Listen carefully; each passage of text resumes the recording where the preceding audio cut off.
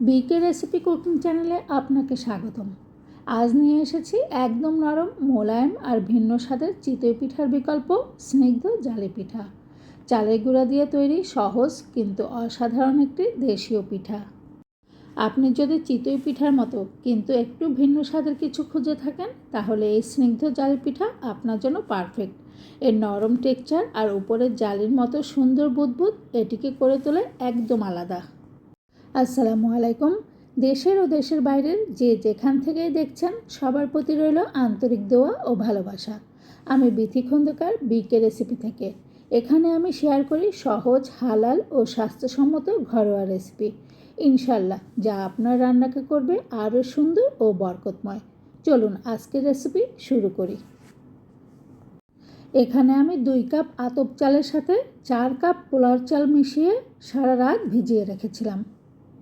পোলার চালটা একটু বেশি দিয়েছিলাম কারণ ঘ্রাণটা সুন্দর আসার জন্য। পরের দিন সকালে চালটা খুব ভালো করে ধুয়ে এভাবে ব্লেন্ডারে ব্লেন্ড করে নিচ্ছি।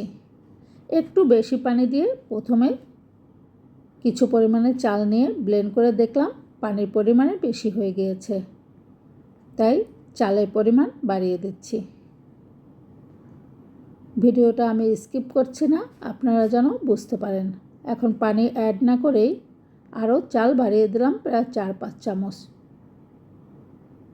আবার ব্লেন্ড করে নিচ্ছি। ব্লেন্ড করার পরে এই পরিমাণে টেক্সচারটা আসবে। দেখুন ঘনত্বটা এইভাবে আসলে আমি ঢেলে দিলাম, একটা বাটির মধ্যে ঢেলে নিলাম।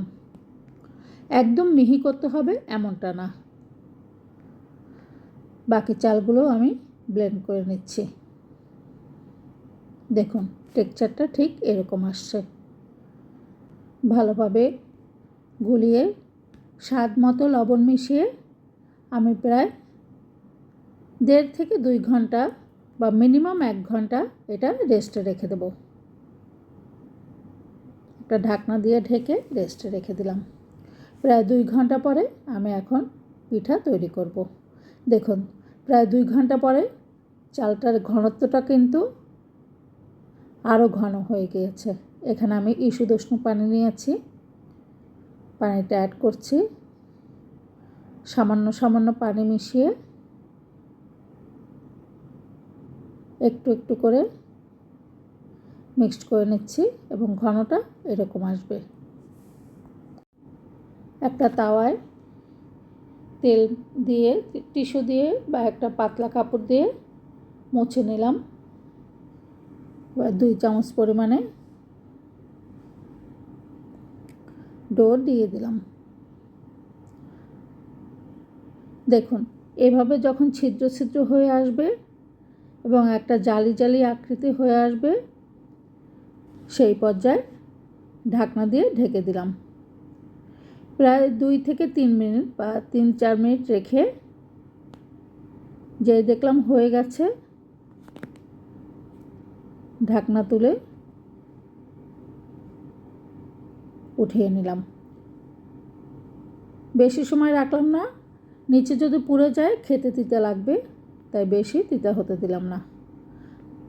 বাকি পিঠাগুলো আমি এইভাবে ভেজে নিলাম, কিন্তু প্রত্যেকবারই আপনার এই তাওয়াটা মুছে নিতে হবে।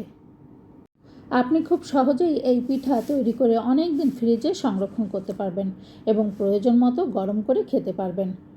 বিকেলের চায়ের সাথে কিংবা মাংস, ভর্তা বা নারকেল গুড় দিয়ে খেলে এর স্বাদ হয়ে ওঠে আরও বেশি মজাদার।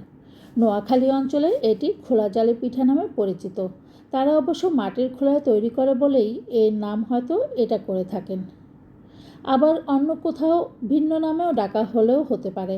এই পিঠার আসল আকর্ষণ তার স্নিগ্ধতা ও সহজ প্রস্তুতিতে।